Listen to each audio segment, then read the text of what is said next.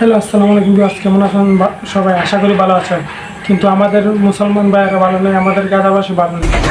এটার প্রতিবাদ করতে 7 তারিখ আমরা নেমেছিলাম। 7ই এপ্রিল চলছিল সারা বিশ্বে মার্চ পথ গাজা এবং প্রতিবাদী মিছিল এবং হরতাল, যা সারা বিশ্বে ছড়িয়ে পড়েছে। কিন্তু আমরা প্রতিবাদ করতে গিয়ে নিজের দেশের ক্ষতি করে ফেললাম, বেশি করে ফেললাম লুটপাট। আমরা বাঙালি জাতি এমন খারাপ জাতি যে উল্টো নিজের দেশকে ক্ষতি করে ফেলছি।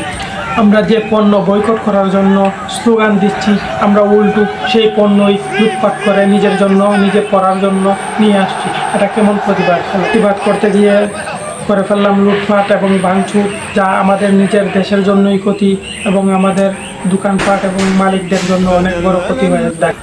প্রতিবাদ করতে যদি ভাঙচুর করাই লাগে, তাহলে লুটপাট করে নিয়ে যাবেন কেন?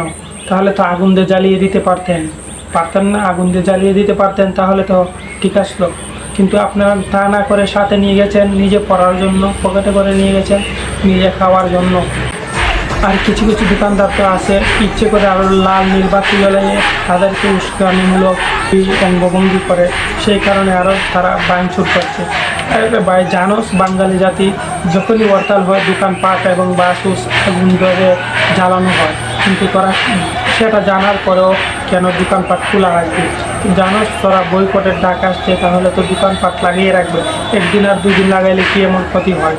অন্যান্য বাইরা দেখছি কোকাকোলার বোতলে এই যেগুলো আছে তাদের পণ্য সব সরিয়ে রাখছে। আপনারা সরিয়ে রাখলে কি হতো?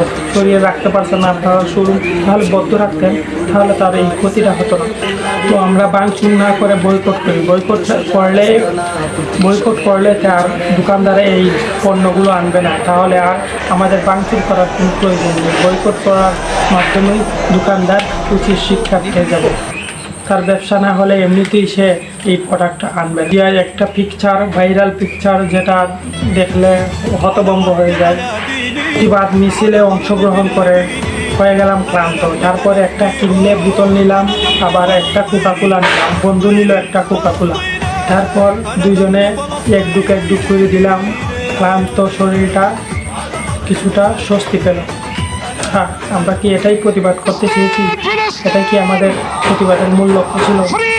শেষমেশ তাদের পণ্যই আবার খাইলাম আমরা। এটা কেমন কথা? প্রতিবাদ হতে পারে না। প্রতিবাদ করতে হলে মন থেকে করা লাগে। তো ভিডিওটি ভালো লাগলে অবশ্যই চ্যানেলটি সাবস্ক্রাইব করবেন এবং ভিডিওটি যদি কারো কাছে পৌঁছাতে পারেন তাহলে শেয়ার করেন, বেশি বেশি শেয়ার করেন। জানিয়ে দিন কোনটা প্রতিবাদ করতে হবে আর কোনটা ভাঙচুর করতে হবে। আমরা আর কোনোদিন ভাঙচুর করবো না। তো ভিডিওটি ভালো লাগলে চ্যানেলটি সাবস্ক্রাইব করেন এবং লাইক দিয়ে দিন। তো সবাই ভালো থাকেন, আল্লাহ হাফেজ, এবং তাদের জন্য দোয়া করবেন। আমাদের দোয়া ছাড়া আর কিছু করার নেই। ভালো থাকেন, আল্লাহ হাফেজ।